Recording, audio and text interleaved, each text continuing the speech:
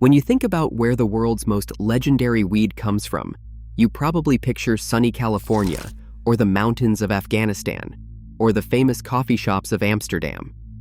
Basically, warm places, or really famous places. But one of the single most legendary strains in all of weed history actually came from just about the very last place on Earth you would ever expect: the frozen, remote, and rugged wilderness of Alaska. This is the story of ATF. So first, we do have to quickly talk about that name, because it's honestly a big part of the whole legend. The full name of this strain is 3 words long. The first word is Alaskan. The second word is thunder. And that third and final word, well, it's a swear word so filthy that saying it out loud would get this entire video instantly banned. So, out of pure necessity, just about everybody simply shortened it down to its 3 initials: ATF. You might also hear it go by a few other nicknames, like Matanuska Thunder or Matanuska Tundra, all named after the specific place in Alaska it came from. And believe it or not, that outrageous, unspeakable name is actually a huge part of the reason this strain became so famous in the first place. But the name is really only where the legend begins. So let's get into what the actual weed is. Because ATF is a sativa-dominant strain, and it's considered one of the great old-school heritage legends of the entire weed world. It's famous for growing big, beautiful, spade-shaped buds that are caked in a thick, frosty layer of crystals, usually a rich green color, with bright orange hairs weaving all throughout them. But its most iconic feature by far is its unforgettable smell. It's this powerful, complex, in-your-face aroma of sharp pine, zesty lemon, cool menthol, and pungent skunk, all mixed together into one unforgettable smell. A lot of people say it smells exactly like a freshly cut Christmas tree. And the high it gives is every bit as legendary as that smell, because ATF is known for a seriously potent, energetic, and uplifting kind of high.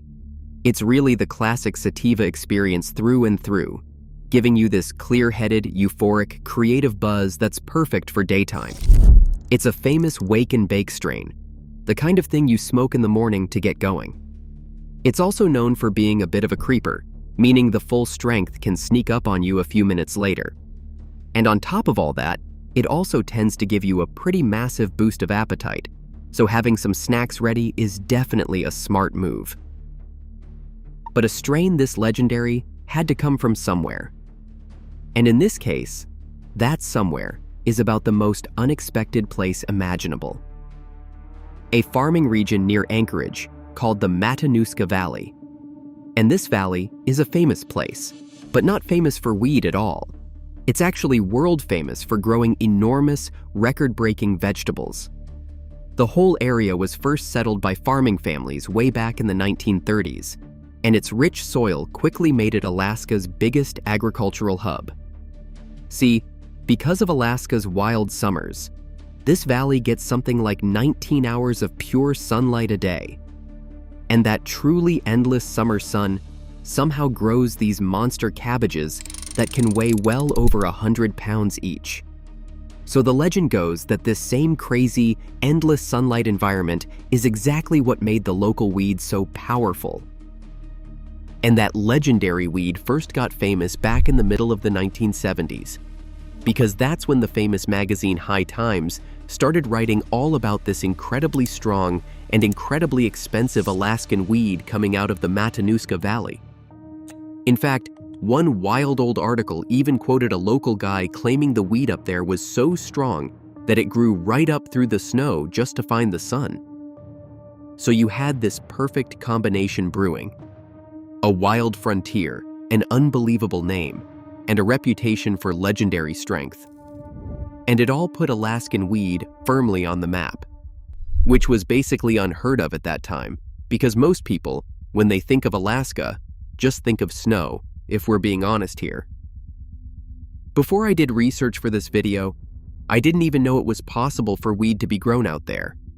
And honestly, that wild weed was only half of what made Alaska so special. Because the timing of it all was perfect too. Because right around that exact same time, Alaska went and did something that no other state in America had done. Back in 1975, its Supreme Court actually ruled that adults had the right to privately use a little bit of weed inside their own homes. So all of a sudden, Alaska became this fascinating frontier of both wild, potent, homegrown weed and surprising personal freedom. And the growing legend of ATF just grew with it. But now here is where the story gets really murky, and where I have to be totally honest with you. Because the actual true genetics of ATF are basically a complete and total mystery. Now the most common story you'll hear is that it started as a Northern California sativa, which was then crossed with a tough, hardy Russian plant so it could survive the brutal cold, and then later got mixed with an Afghani strain. But even the biggest weed websites out there openly admit that this is really just the legend and not a proven fact. Because no breeder ever actually claimed to create it, no seed company ever made it, and there are basically no real records of it anywhere. And it honestly gets even more complicated than that. Because ATF is what's known as a clone-only strain. And what that means is that there were never really any official seeds for it. The only way to get your hands on the real thing was to get an actual cutting taken directly from an original plant. So over the course of 50 long years, with no records and no official source to rely on, the true original genetics basically just got lost in the fog of time.